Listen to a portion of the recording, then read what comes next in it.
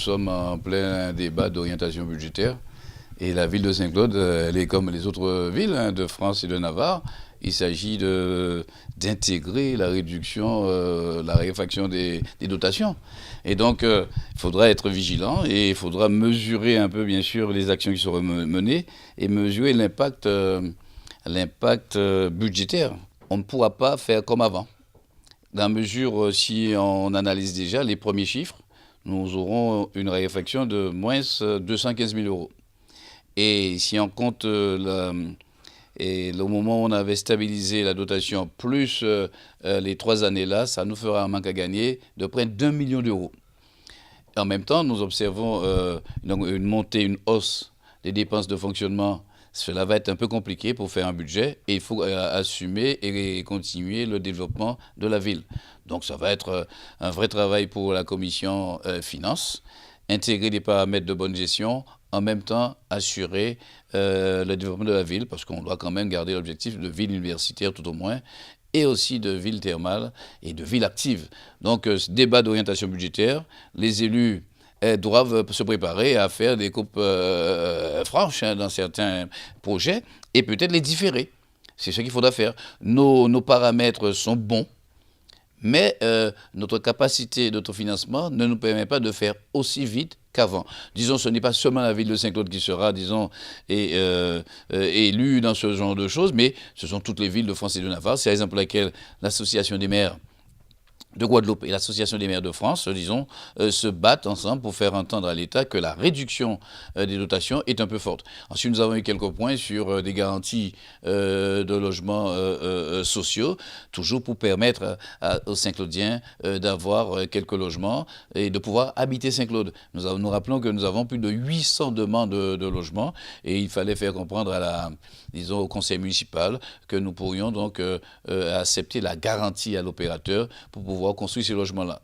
Nous avons eu aussi à pouvoir travailler sur quelques petits dossiers concernant des mises à disposition de certains terrains et surtout faire une action qui est forte, permettre à nos enfants d'être dans un bain de lecture, un bain culturel, un bain de langage, un bain du livre avec un vrai partenariat entre la MECA, la bibliothèque, la médiathèque Lara de Basse-Terre et la médiathèque de Saint-Claude, un partenariat, une convention qui permettront à des élèves de pouvoir s'habituer aux livres, de pouvoir s'habituer aux contes, de pouvoir s'habituer au CNET, autant de choses qui feront de nos enfants des lecteurs arrivés en 6e, car trop d'enfants arrivent, disons, avec un fort taux d'illettrisme. Je crois que premier conseil municipal, première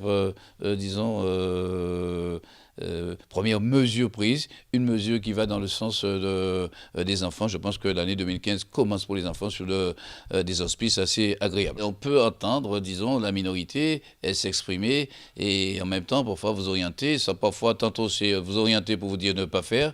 Parfois, il faut faire un peu plus. Bon, on pourrait penser que certains pourraient avoir comme objectif de pouvoir faire une ville qui dort.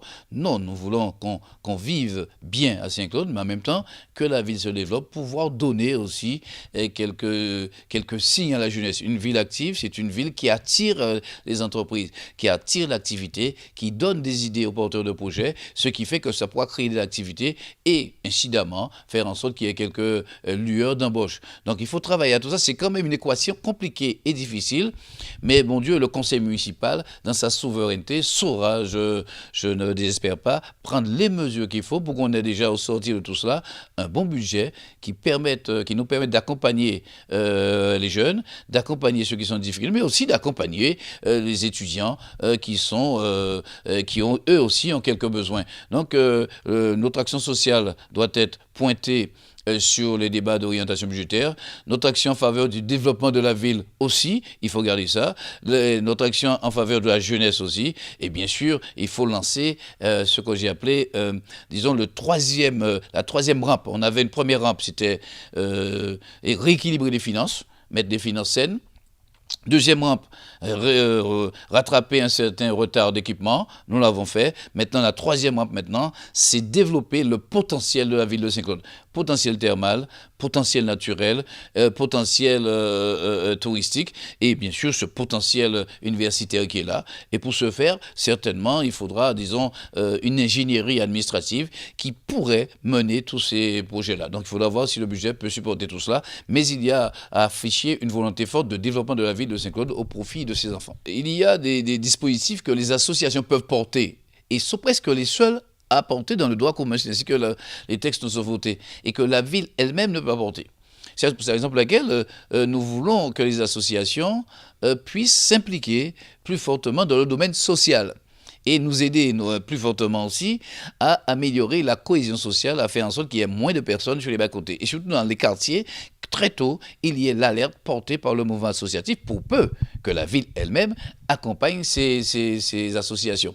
C'est la raison pour laquelle Mme Nelly Boulassi, en charge des associations plus ou moins, a lancé déjà les premiers pas d'investigation sur les associations, leur objet social, afin de faire un séminaire, préparer un séminaire courant 2015. Ce soir, une élue de la minorité nous a proposé des états généraux, des associations de la jeunesse. Voilà une convergence, une belle convergence que nous saluons. Et quand nous voulons nous mettre ensemble, nous pouvons travailler à de véritables solutions, de véritables propositions qui font avancer la ville.